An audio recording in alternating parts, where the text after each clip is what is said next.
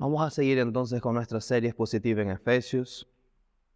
Semana pasada hicimos una pequeña pausa y estuvimos meditando en otro texto, pero hoy seguimos entonces con Efesios. Así que les animo a que abran sus Biblias en Efesios capítulo 4, versículos del 1 al 6.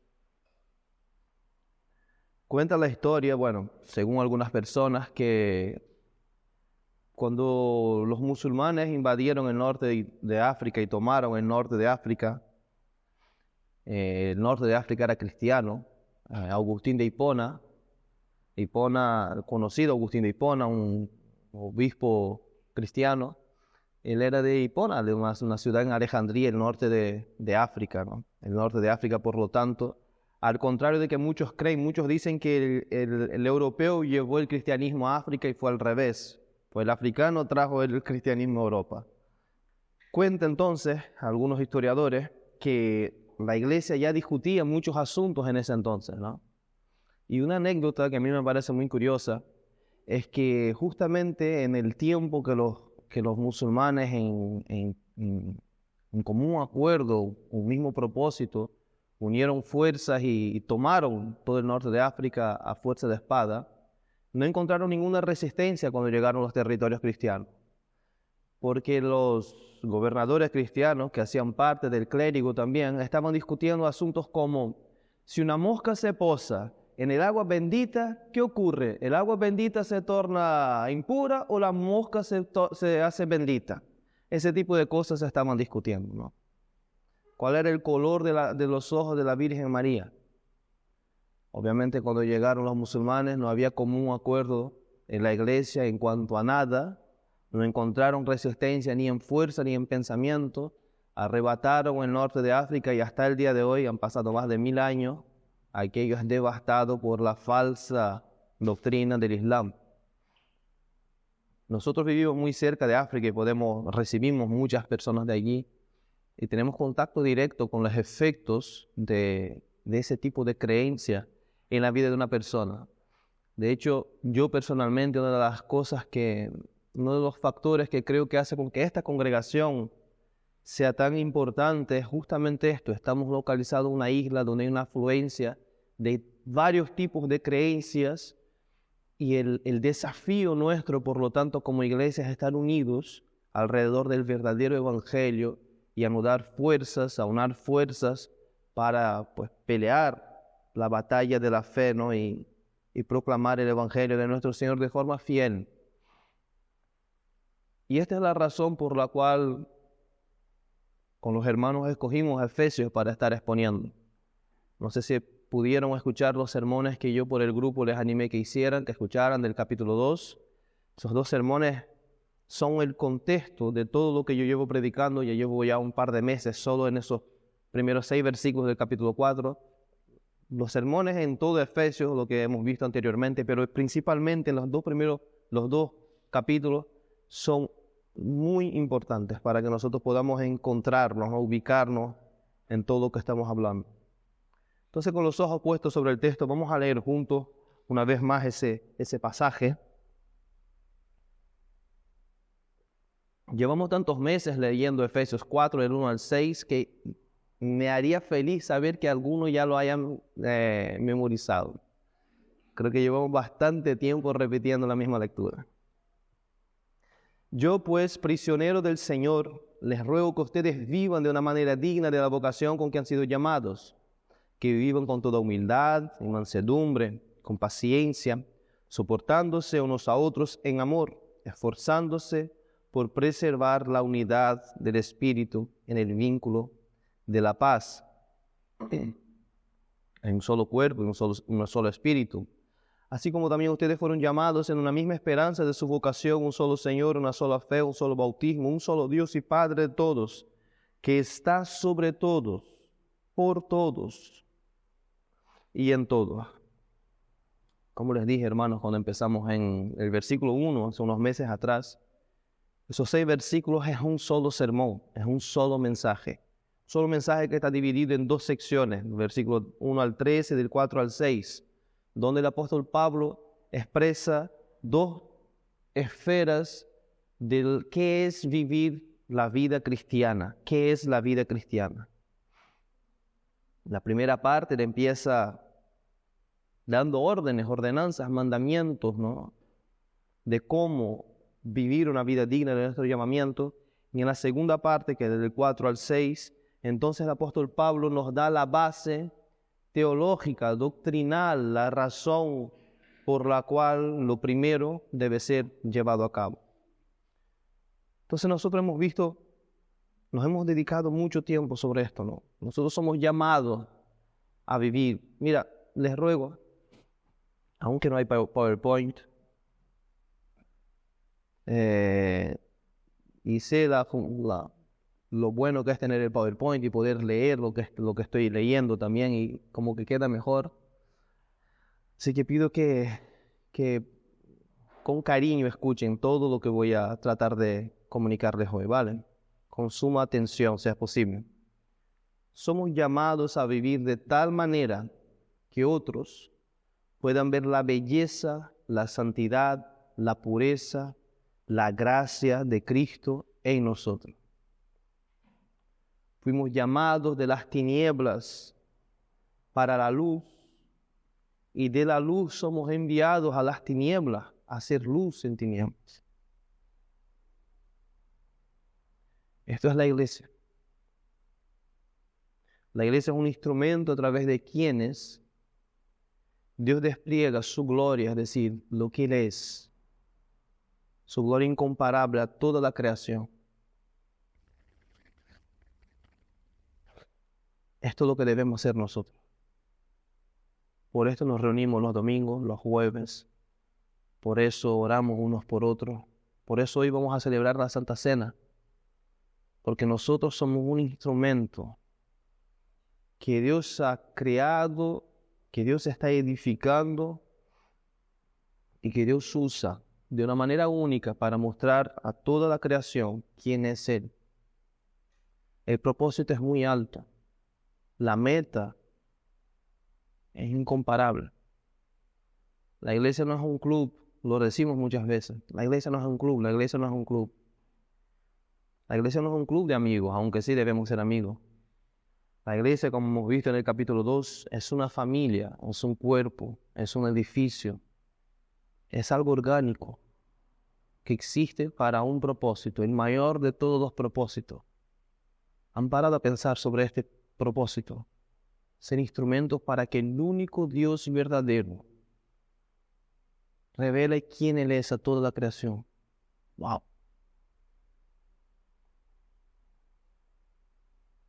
¿Quieres saber si tú eres parte del cuerpo de Cristo? Si tú eres parte de la iglesia de Cristo. La pregunta es obvia. ¿Se ve Cristo en tu vida?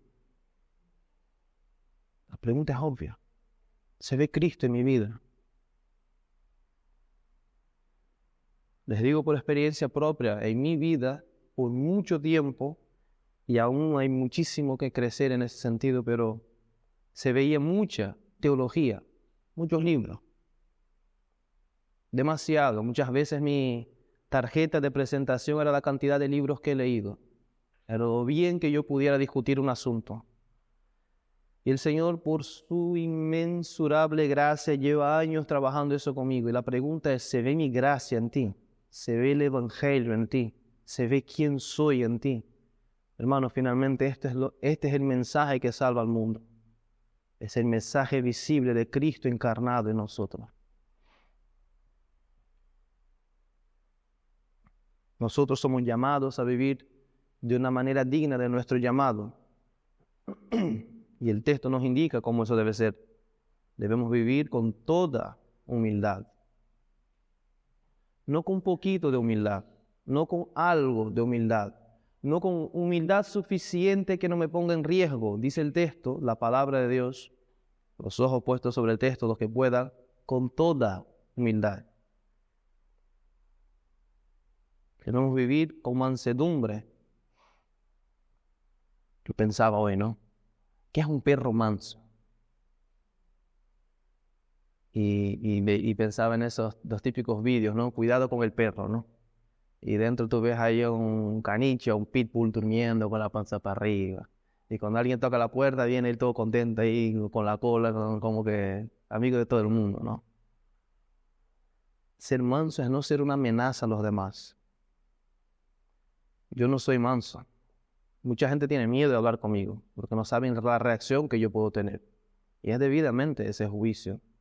A veces yo ni siquiera lo pienso, pero mi cara habla demasiado. La forma como yo actúo, gestiono, hablo con las manos, ¿no? Gesticulo. Cristo en mí es ser manso, no ser una amenaza para los demás. Ser manso es una invitación a que otros se acerquen a mí. Cuando tú ves un perro manso, ¿qué es lo que tú haces?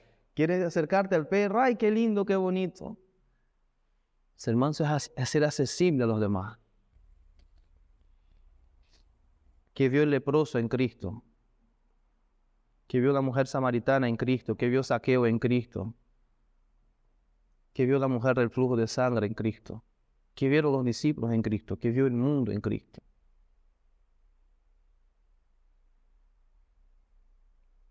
Vivir de manera digna de nuestro llamado es vivir con paciencia, ser pacientes unos con otros. Es vivir ejerciendo el ejercicio de tolerarnos unos a los demás. Hemos pasado bastante tiempo meditando todas esas cosas, ¿no? De hecho, dediqué un sermón a cada uno de esos tópicos. Vivir de una manera digna de nuestro llamado es vivir en amor. Y aquí está la cuestión, hermanos, que aquí empieza el ejercicio mental. ¿Quién aquí no vive por amor? Todos vivimos por amor.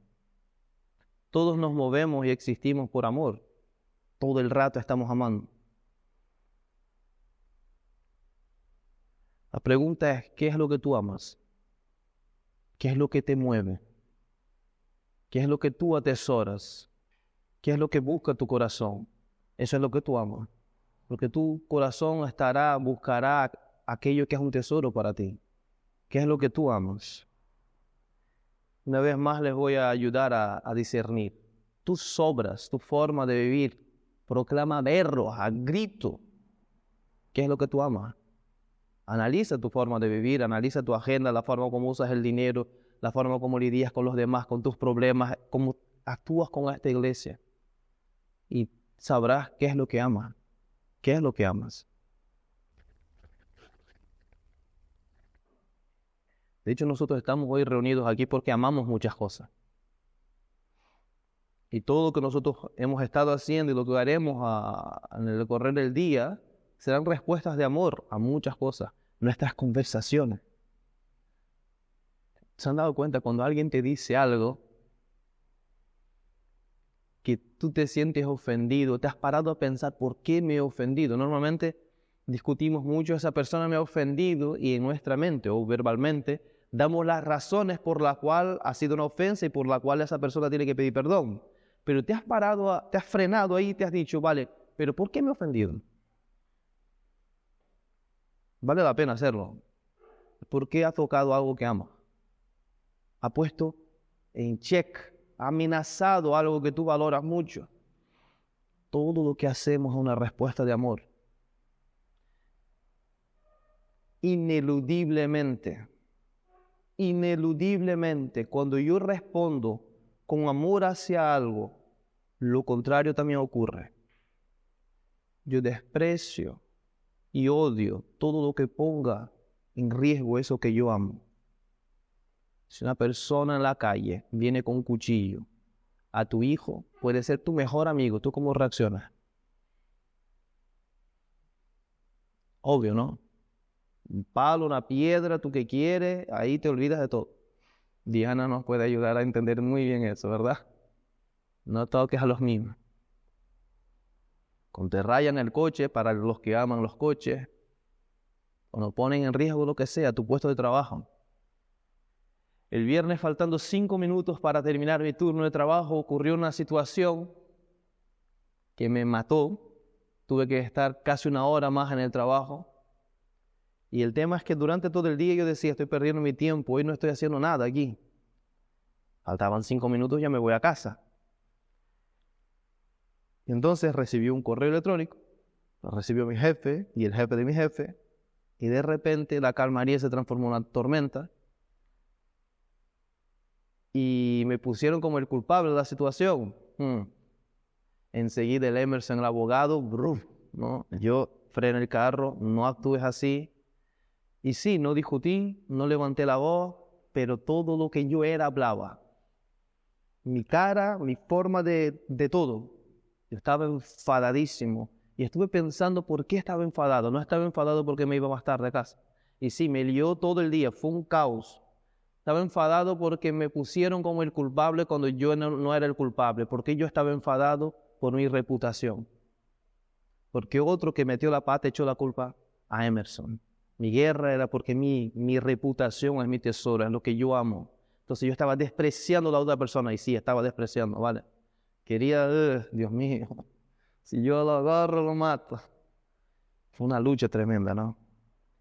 Para que ustedes tengan una idea, yo sin decir una palabra, los que estaban alrededor mío se amansaron todos, porque yo gritaba con todo lo que yo era, estoy sumamente irritado con ustedes. Qué triste, ¿no? Por la mañana lloraba y decía, Señor, que tú puedas ser visto a través de mí hoy. Yo no creo que vieron a Cristo en ese momento. Hermanos, ¿qué amamos? ¿Qué estaremos amando durante ese día, ¿no? Hoy es un día muy especial, tenemos la Santa Cena, luego nos reuniremos a comer y estaremos juntos, la comunión de los santos.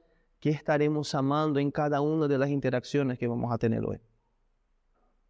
Si ustedes pueden, abran vuestras Biblias en Romanos 12, versículo 9. Romanos capítulo 12, versículo 9. Pido que los hermanos ayuden a los que no manejan muy bien ahí la Biblia. Don Manuel, doña Francia.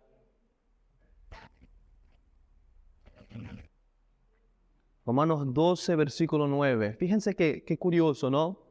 Todos sabemos la estructura de Romanos, ¿no? Los primeros 11 capítulos es el modo indicativo del Evangelio. Es Pablo, inspirado por el Espíritu Santo, explicando qué es el Evangelio, ¿no? Y las diferentes implicaciones teológicas en nuestra vida sobre el Evangelio.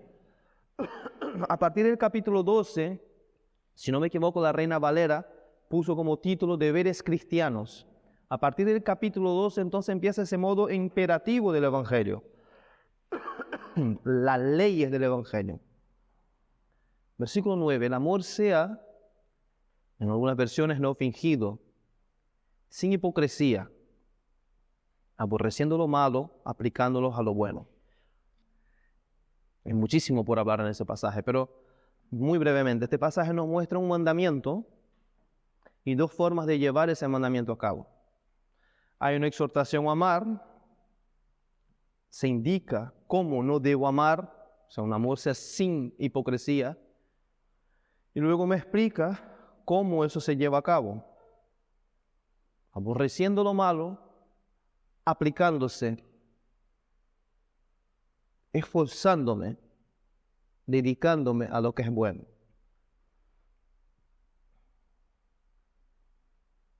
Así que les quiero hacer una pregunta. Algunos estarán pensando, pero Emerson, si llevo bien las cuentas, tú ya hablaste sobre el amor. Ya encajará. ¿A ti te gustaría que te llamaran hipócrita? A cada uno de ustedes les pregunto.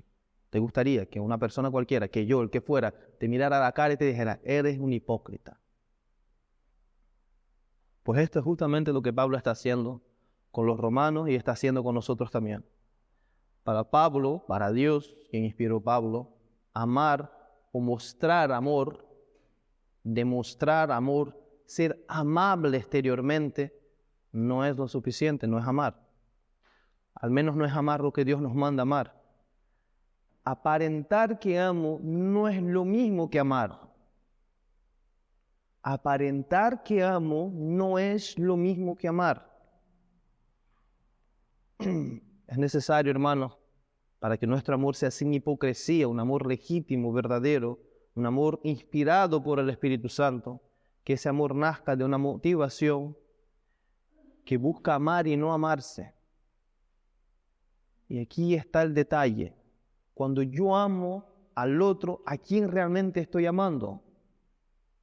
Cuando yo digo amar la iglesia, las Sagradas Escrituras y lo que sea, ¿a quién realmente estoy amando? ¿Qué hay por detrás de ese amor? ¿Cómo piensan ustedes que es vuestro amor? Sean jueces de ustedes mismos. Espero que el Espíritu Santo les esté iluminando. Pon tu amor, tu forma de amar en tela de juicio ahora mismo. ¿Cómo crees tú que es tu amor? ¿Tienes un amor hipócrita? Voy a leer. Amo de forma hipócrita, por lo tanto, con un amor que no proviene del Espíritu Santo, sino de la carne, cuando al amar a otros, mi objetivo final es ser amado. Esto no es el tipo de amor que debe marcar nuestro esfuerzo por ser humildes, mansos, pacientes, tolerantes, soportándonos unos a otros. Lo repito, amo de forma hipócrita, por lo tanto, con un amor que no proviene del Espíritu Santo, sino de la carne. Cuando amo a otros, cuando en el amar a otros, mi objetivo final es ser amado. Este no es el tipo de amor que debe marcar nuestros esfuerzos. Por ser humilde, manso, paciente y tolerante, soportándonos unos a otros. Vuelvo a hacerles la pregunta, ¿cómo es tu amor? ¿Cómo piensas que es tu amor? ¿Tienes un amor hipócrita? Pocos piensan tener un amor hipócrita. Nuestro primer movimiento es decir, no. Aunque paradójicamente, solo aquellos que ven que su amor es hipócrita son capaces de ser libres de este amor hipócrita y comenzar a amar sin hipocresía. ¿Qué? Exacto. Solo aquel que ve que es un borracho puede empezar a dejar la borrachera, el alcohol. Aquel que asume su problema. Solo aquel que asume su problema de mal carácter, de que es explosivo, de que es iracundo, puede empezar a detenerse a decir, epa, tengo un problema, hay que tratar eso. Solo aquel que asume, entiende que es un mentiroso, tendrá cuidado con sus palabras. Solo aquel que asume que su amor es hipócrita puede entonces empezar a ver la luz y el cambio. Yo tengo un amor hipócrita en tantas áreas de mi vida. ¿Sabe que me di cuenta que mi oración de decir, Señor, quiero que los demás te vean en mí durante ese día de trabajo? ¿Sabe que me di cuenta que realmente lo que yo estaba pidiendo es, Señor, yo quiero ser muy tranquilo para que no me toquen las narices? Era lo que yo estaba pidiendo a Dios. Porque, ¿cómo sé eso? Cuando me tocaron las narices, se acabó la tranquilidad. Quedó muy claro que yo amo hasta que, yo quiero hasta que, un amor hipócrita. ¿Cuán hipócrita es vuestro amor? Solo cuando entendemos nuestro problema, hermanos, podemos entonces encontrar la solución en Cristo Jesús. Entendemos de qué nos tenemos que arrepentir.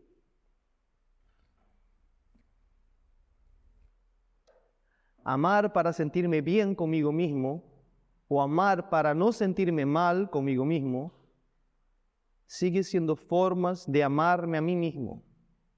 Amar para sentirme bien conmigo mismo o amar para no sentirme mal conmigo mismo sigue siendo formas de amarme a mí mismo. Ni el egoísmo ni la culpa son buenos motivadores para amar. Sonará obvio lo que voy a decir. Yo de verdad me detuve y dije, ¿cómo puedo expresar eso de una manera más simple? Y dije, jolines, pero es tan obvio y lo voy a escribir tal y cual. Sonará obvio, pero un amor por el prójimo sin hipocresía es amar verdaderamente al otro. Fin de la conversa. No hay que complicarse la cabeza. ¿Qué es un amor sin hipocresía hacia el otro? Es amar al otro. Al otro. Al otro. Muy simple, es muy profundo y es sumamente desafiante. Hermanos, suena recurrente, repetitivo. Hasta yo, mientras pensaba en el sermón, decía, Señor, voy a estar hablando de lo mismo otra vez. Estar instando a que nosotros nos debemos amar, que debemos amar unos a otros, pero yo quiero señalarles la urgencia, la razón del por qué debemos repensarlo y pensarlo y remasticarlo y otra vez acerca del mandamiento del amor.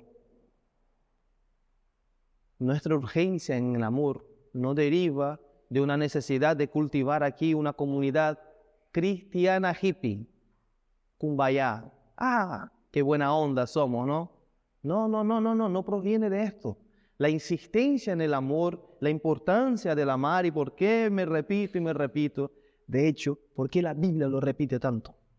Desde el Viejo Testamento hasta Apocalipsis, ¿por qué lo repite tanto?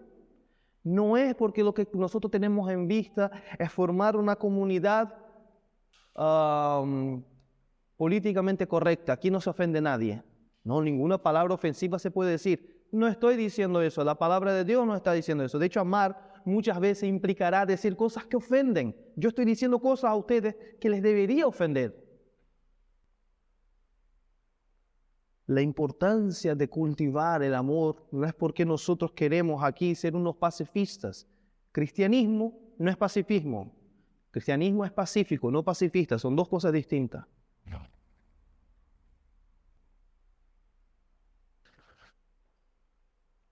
Hermanos, lejos de ser un mero sentimiento que ocurre de forma innata y que simplemente fluye como inercia, que guay, creemos en la Biblia, por lo tanto nos vamos a amar. Nuestros corazones simplemente no pueden hacer eso. Lo he dicho un montón de veces, hice una serie de sermones acerca del amor, ¿verdad? Simplemente vuestro corazón no puede amar de esa manera. Vuestro corazón no puede amar sin hipocresía de ninguno de nosotros. Ustedes simplemente no pueden amar al otro sin amarse a sí mismos. No ocurre. Es una obra sobrenatural del Espíritu Santo de Dios. ¿Por qué es tan importante? ¿Cuál es el objetivo? Ojos puestos sobre el texto, versículo 3, capítulo 4, versículo 3 de Efesios. Si ustedes se fijan en el versículo 2 enlaza, ¿verdad? Todo lo que se dijo en el versículo 1 y el versículo 2, ¿verdad?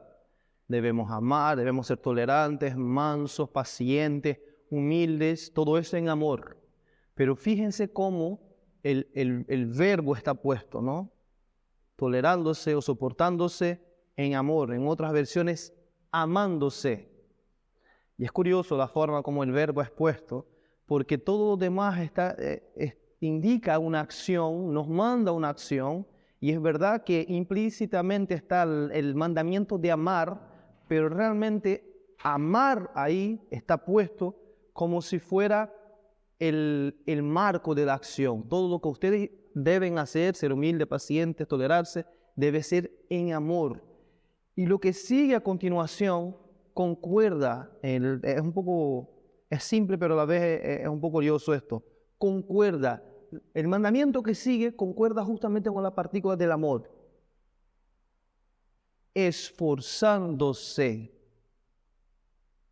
Debería ser amándoos y esforzándose. Es decir, nosotros debemos hacer todo esto en amor, pero no termina ahí la cosa. ¿Cómo empieza el versículo 3? Esforzándose. Es decir, hermano, el amor es una cuestión de sentimiento. Amén. El amor es una respuesta del corazón. Por supuesto, el amor es actitud. El amor son acciones. El amor es esfuerzo.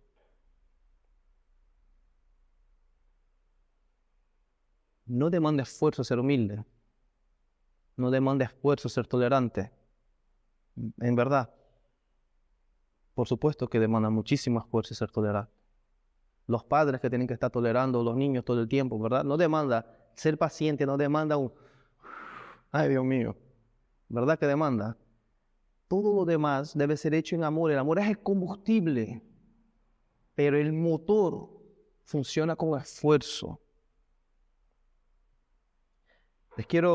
Vamos a meditar un poco aquí en cuestiones físicas. ¿Qué es la fuerza? No sé si han parado a pensar, ¿qué es fuerza, no? ¿Qué es una fuerza? Imagínense que yo tengo una botella de agua en la mano que pesa 10 kilos. Bueno, 10 litros. Hay que hacer fuerza para levantarla del suelo, ¿verdad? Pero ¿qué es la fuerza? La fuerza finalmente es un fenómeno, es una acción que contrarresta otra fuerza. Es decir, hay una fuerza de la gravedad, ¿no? ¿Verdad? Que jala esa botella hacia el suelo y yo tengo que ejercer una fuerza en sentido contrario, es decir, hacia arriba, para levantar esa botella. La fuerza en la física, por resumirlo, tiene dos magnitudes. Bueno, tiene dos magnitudes. Tiene dos aspectos. Uno es la magnitud, es decir, puede ser más fuerza o menos fuerza. Y otra es la dirección. La fuerza puede ser hacia abajo, hacia arriba, hacia un lado, hacia el otro. Y la fuerza siempre hace algo. O cambia la trayectoria de un objeto o lo deforma. Simple. Yo qué sé, me tira una pelota de papel, yo le hago así y cambio su trayectoria. Pero si me pegan un tiro, esa bala me va a deformar a mí, porque ejercerá una fuerza sobre mi piel, sobre mi cuerpo, que lo destruirá. Simple, pego un puñetazo aquí, o se deforma esto, se deforma en mi mano. Fuerza. Sí, eso es física, de bachiller. Pero ese mismo concepto, el Espíritu Santo inspira al apóstol Pablo a aplicarlo en el contexto de ejercer amor. Es curioso. Debemos ser humildes, mansos, pacientes. Debemos tolerarnos unos a otros en amor, todo lindo, ejerciendo fuerza. Es decir, entendiendo entonces esto, hermano, si la fuerza, por lo tanto, les voy a dar otro ejemplo, subir una cuesta en bicicleta, tienes que ejercer fuerza. ¿Por qué? Porque te estás jalando hacia atrás, ¿verdad? Coger un niño en brazos, ¿por qué te cansa al rato? Porque hay dos fuerzas, una la tuya y la otra es la gravedad que jala a ese niño hacia abajo. Se separan a pensar, incluso sentimentalmente, emocionalmente, espiritualmente, ejerce fuerza todo el tiempo. ¿Qué es la fuerza entonces? Una acción que contrarresta otra acción, otra tensión. Ahora apliquen eso a todo lo que hemos leído y verán por qué, cómo encaja todo esto. Amar, hermano, implica muchísima fuerza. Implica muchísimo esfuerzo. Tolerar en amor. Uy, eso no nace así solito. Eso no nace. ¡Plop! Pero Emerson, acabaste de decir que es obra del Espíritu Santo. Amén. Y en el próximo sermón vamos a detenernos un poco a pensar en unos conceptos teológicos, ¿no? Que es que en el proceso de santificación es la única parte en el proceso de la salvación humana en donde nosotros tenemos que esforzarnos. Todo lo demás lo hace Dios. Él te elige desde la fundación del mundo, Él envía al Señor Jesucristo, Él direcciona toda la historia, Jesús muere en la cruz, Jesús resucita, Jesús asciende al cielo, viene el Espíritu Santo, un día el Evangelio vino a tu vida, un día tú escuchaste el Evangelio, el Espíritu Santo resucitó tu corazón, te dio vida, todo eso es por gracia, tú ahí no tuviste nada que hacer. Como dijo nuestro hermano al principio, no tienes mérito de nada de esto. Y sigues sin tener mérito, aunque tenga esfuerzo, eso hablaremos. Pero en la santificación, que es la separación, que es el proceso en crecer en conformidad a Cristo, tenemos responsabilidad. En el proceso de ser humildes, de amarlos, de ser mansos, de tolerarnos unos a otros, tenemos la responsabilidad, hermanos, de esforzarnos. Pero vuelvo y meto otra pregunta, ¿pero por qué? ¿Por qué vale la pena? ¿Se acuerdan del dibujito de los piratas cargando con el baúl del tesoro? Estaban ejerciendo fuerza. Pero ¿por qué valía la pena ejercer esa fuerza? El texto también nos va a decir. El amor, hermanos, por lo tanto, se manifiesta en el contexto del desafío. ¿Sí? Amor existe en un contexto de desafío. Por eso el amor necesita e implica fuerza, esfuerzo. Versículo 3, esforzándoos o esforzándose. Y aquí la razón, ¿qué es lo que nosotros estamos buscando guardar cuando nos estamos esforzando? Como dije al principio, no estoy diciendo que se tienen que esforzar en amar para cultivar aquí una comuna hippie cristiana, un kumbaya del Señor Jesucristo. No. Por preservar, guardar, mantener a salvo la unidad del Espíritu en el vínculo de la paz. ¿Qué es lo que estamos buscando entonces cuando queremos ser humildes, mansos, pacientes y tolerarnos unos a otros? Guardar, preservar la unidad del Espíritu, hermano. Cada palabra de ese versículo es un océano de 1000 cosas. Por cada una de ellas podría haber 50.000 sermones. Esforzándose implica, hermanos, que hay un desafío, que hay algo que irá en contra, que es contrario, que esto, ser iglesia, esto no nace solo, eso no ocurre solo. Esto no venimos aquí, entramos por esa puerta, terminamos, nos vamos a nuestra casa, así, y llega un día y dice, somos una iglesia establecida, qué guay. Olvídense de eso. Olvídense de esto.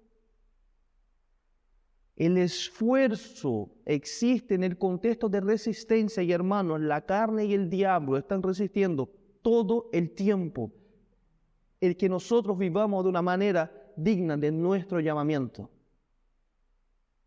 Si ustedes no han experimentado eso, desde que han conocido al Señor Jesús, vamos a sentar después del culto y vamos a hablar. Es posible que no hayan nacido de nuevo. Ser cristiano implica esfuerzo, desafío,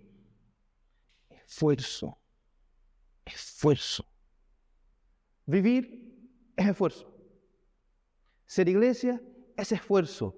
¿Pero por qué me debo esforzar? Para guardar, y esa palabra es magnífica. ¿Ya vieron las películas de las guerras?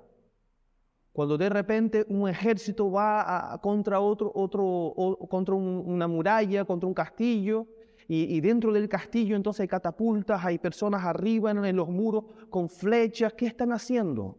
Están esforzándose en resistir una fuerza que viene a atacarlos. ¿Pero por qué? Porque están guardando. Todo el esfuerzo que están haciendo tiene un propósito: guardar. No es esforzarme por esforzar, no es pelearme por pelear, no es orar por orar, no es amar por amar. Hay un propósito: preservar, guardar, proteger. ¡Qué locura! Dios ha hecho la iglesia, Dios ha establecido la iglesia y luego dice: ahora tú la tienes que guardar. Emerson, ¿qué estás hablando? Lee el texto. ¿De quién es la unidad? La unidad ya hemos visto, ¿no? Por eso les dije, escuchen los otros 2 sermones, porque así también me ahorra estar explicando un montón de detalles del texto. La unidad se refiere a la unidad del cuerpo de Cristo, se refiere a la iglesia. Unidad aquí tú puedes sustituir por unidad del cuerpo de Cristo o iglesia, ¿vale? Pero es del Espíritu. ¿De quién es la unidad? Lean el texto, del Espíritu. Tú eres el que tú has creado la iglesia, es decir, la comunión, lo que une a los santos. No, eso no es nuestro, es don de Dios. Pero guardarlo es responsabilidad de cada uno de nosotros. Ustedes darían la llave de vuestra casa a vuestros hijos y dirían: guarda todo lo que hay aquí dentro. Ni loco. Esos niños se matan y prenden fuego a la casa. ¿A que sí? Me imagino a Larita cuidando al pupi, el pobre. Es una locura, pero Dios lo ha hecho así. Es verdad, si el Señor nos guarda, en vano trabaja el centinela. Es verdad que Él no es un Dios irresponsable que nos dio la llave y dijo: adiós, me voy.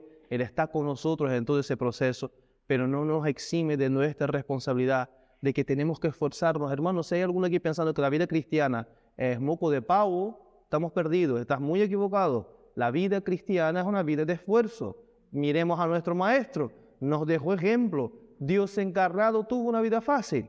No.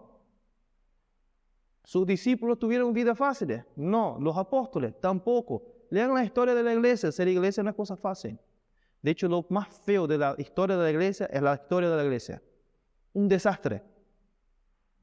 Amores en lucha, peleas. Unos defienden una otra cosa, otros defienden otra cosa, unos quieren una cosa, otros quieren otra cosa, y todos están tratando de preservar lo que es suyo, pero somos llamados a preservar lo que es de Él, de Dios, la unidad del Espíritu. Y dice entonces: en el vínculo de la paz.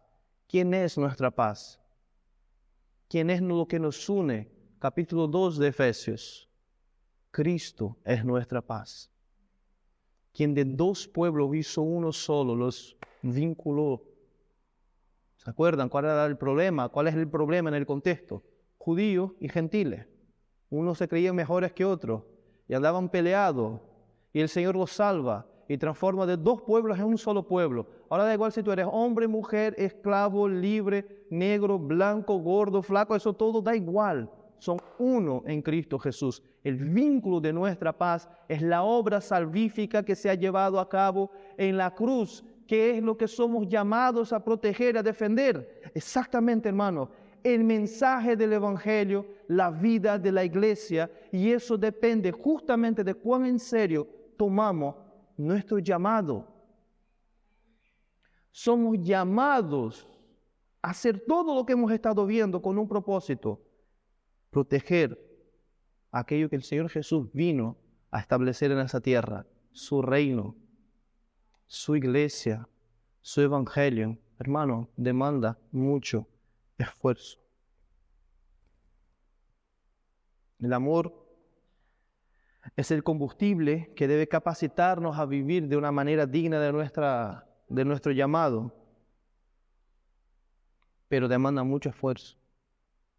No podemos vivir, hermanos, de una manera digna de nuestro llamado sin amor, pero tampoco sin esfuerzo. Ni siquiera se molesten en tratar de vivir de una manera digna de vuestro llamado sin amor y sin esfuerzo. Voy a usar una expresión que ahora se me echan de la iglesia. Entiéndanme en mi contexto, ¿vale? En todo lo que les he enseñado, les he predicado. Ser iglesia no cae del cielo. ¿Entienden lo que quiero decir, no? Ser iglesia no cae del cielo. Miramos por internet y vemos otras iglesias y otros ministerios y ¡wow! Siéntense y hablen con ellos para que ustedes escuchen. Yo cuando hablo con pastores y todos esos mis viajes y tal, yo digo lo que tenemos en Lanzarote. No tenemos problemas, macho, es que no tenemos problemas. Ustedes supieran lo que iglesias en otros lugares están enfrentando. Vieron el vídeo que puse, creo que fue la semana pasada, del ataque allá en Ucrania, a un esfuerzo de una iglesia por ayudar a los demás. Hermano, de verdad, nos cuesta todo nos cuesta. Ay, es que me tengo que levantar muy temprano, es que me tengo que levantar muy tarde, es que esto, es que lo otro, es que es de la moto. El otro día estaba hablando con una persona y me dijo, estoy yendo a la iglesia, no vive en España, estoy yendo a la iglesia, pero escucharé lo que me has dicho y te respondo. Pasó una hora y me empieza a responder, no, pasaron media hora y me empezó a responder. Y yo decía, pero ¿tú sigues yendo para la iglesia? Sí, estoy yendo caminando. Una hora caminando para llegar a la iglesia. Y cuando me manda un vídeo del camino, yo dije, Dios mío de mi vida, manda ángeles para proteger. Hermanos, oscuro, sin luz, aquello, todo un agujero por todos lados, sin asfalto, aquello era un bosque, yo qué sé que era aquello, me daría miedo a mí caminar por allí. Una hora para llegar a un culto de oración. Una hora, lo repito, para llegar a un culto de oración con hijos. Ay, hermano, ¿estás haciendo eso para que nos sintamos mal? Pues por supuesto que sí, claro. Para que se convenzan de pecado. Qué cómodos somos, Dios mío. Todos vivimos a 10 minutos del local de la iglesia, todos tenemos coche. Todos tenemos coche. Todos tenemos buenos zapatos. Todos tenemos dinero para pagar el combustible. Chachos, de verdad. A veces nos hace falta salir un poco, dejar de mirar un poco al ombligo congregacional que tenemos y mirar un poco hacia afuera. Hermano, vida cristiana y vida de iglesia sin esfuerzo, sin sacrificio de mí mismo, de mis comodidades, de mi tiempo, de mi dinero, de mi... No es... Apaga y vámonos. No es posible. No podemos vivir de manera digna de nuestro llamamiento, sin amor, pero sin esfuerzo tampoco.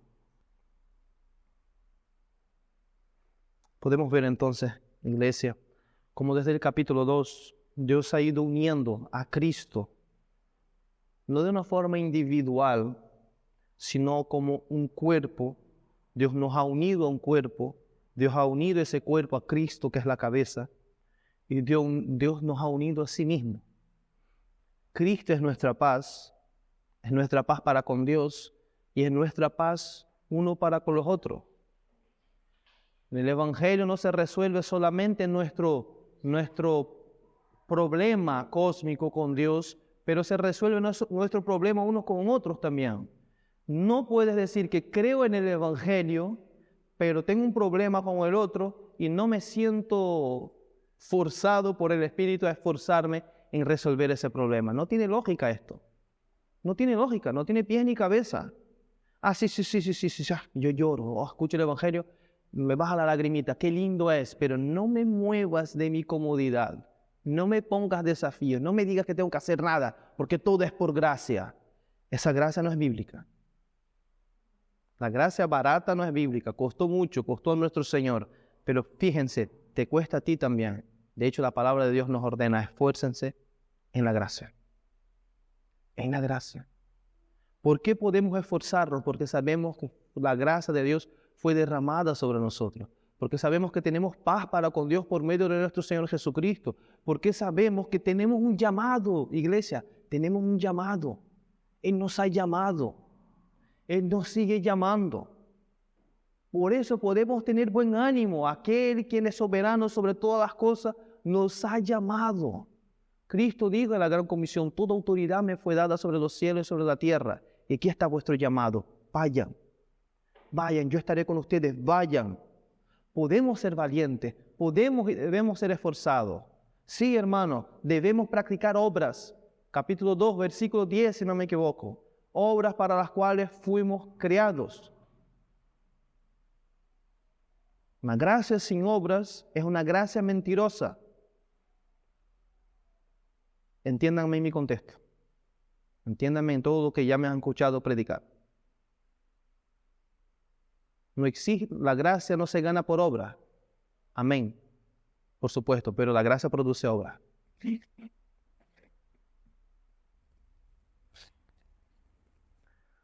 La unidad, el estar juntos, el ser uno, el sufrir, el esforzarse, el condolerse, el preocuparse, el ayudarse, el estar disponible, accesible, unos para con otros, es obra del Espíritu. La unidad es del Espíritu. El individualismo, el rechazo, la indiferencia, el distanciamiento, ya sea físico o sentimental. ¿Entiendes lo que quiero decir, no? Tú puedes aislar a una persona sentimentalmente. Soy un muro hacia ti. Todo lo que tú me digas me rebota. No hace falta distanciarla a nivel físico, ¿no?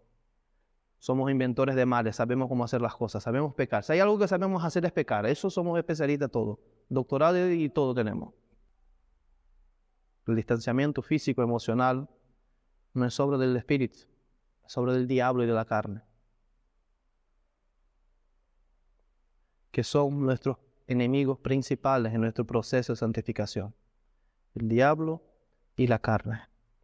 Entonces, dirigiéndonos ya al final, en tu relación con esta iglesia,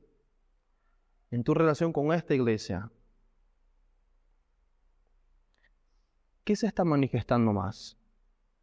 La gloriosa gracia de Dios, su eterna sabiduría, su evangelio, o la indiferencia egocéntrica, altiva, la apatía diabólica y carnal.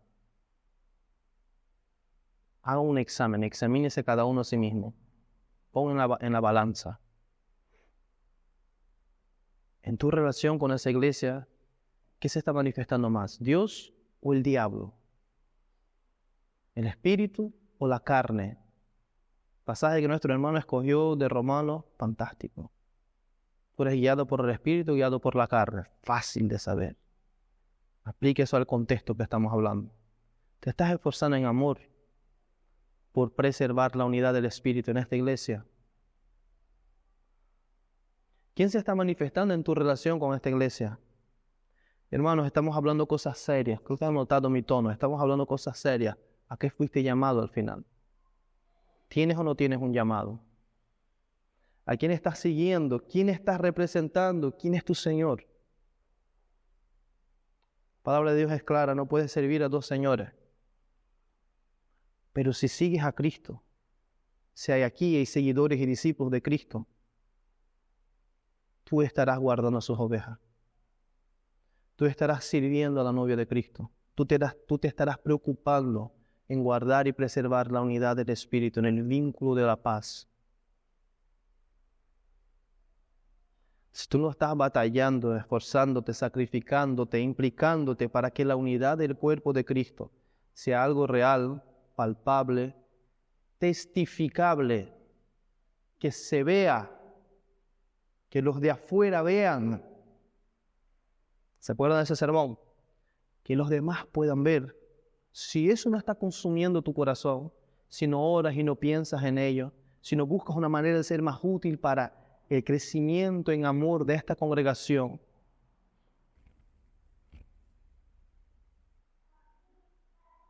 si no te estás esforzando para que todo lo que hablamos no sea una mera afirmación teológica, mera doctrina y letras en un papel, confesiones huecas, frías y muertas, arrepiéntete, arrepiéntete. Mientras hay vida y esperanza, es un pecado condenable. No estoy hablando de cosas chicas.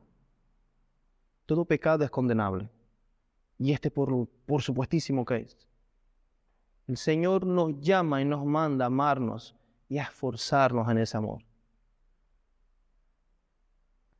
Cree en el Evangelio una vez más. Arrepiéntete una vez más. Levanta tu cabeza y sigue. Sigamos, hermanos, por lo tanto, esforzándonos en amarnos, en vivir de una manera digna de nuestro llamamiento. Si hay alguien aquí que no es cristiano, que no ha conocido al Señor Jesús, la invitación sigue abierta. Arrepiéntete de tus pecados, cree en el Evangelio, porque el Salvador vino a salvar pecadores. Ese mensaje es justamente para aquellos que el Señor quiere salvar. Hoy celebraremos entonces la cena del Señor, la Santa Cena del Señor, y todo lo que he dicho, hermano, se manifiesta justamente en esto. ¿Qué celebraremos hoy? Cristo que murió por nuestros pecados. Amén. ¿Qué celebraremos hoy? Que somos el cuerpo de Cristo. Voy a dar en la misma tecla toda la bendita vida. ¿Qué era tomar indignamente la Santa Cena? Justamente esto. Esforzarme por lo mío y que el otro que se busque la vida. Eso era tomar indignamente. La Santa Cena lo que viene a hacer es un ritual. No me gusta decir ritual, pero bueno, es parte de nuestra liturgia. Es un símbolo, es una señal, es una encenación, una dramatización que nos lleva a pensar en esto. Cristo murió por nosotros y somos el cuerpo de Cristo. Y Él volverá por su iglesia. Y eso debemos proclamar hasta que Él venga. Tomar la Santa Cena, de verdad. Tú no puedes creer que estás amando a Dios sin amar a su iglesia. Y no puedes creer que amas a su iglesia sin esforzarse por cultivar ese amor. ¿Vale? Por lo tanto, no te acerques a tomar la Santa Cena creyendo que eres digno. Asume que eres indigno, arrepiente de tus pecados. Toma y coma. Santa Cena es para el cuerpo, es para aquellos que viven juntos y se esfuerzan en vivir juntos, en preservar la unidad del Espíritu en el vínculo de la paz. Inclinen vuestras cabezas. Vamos a orar.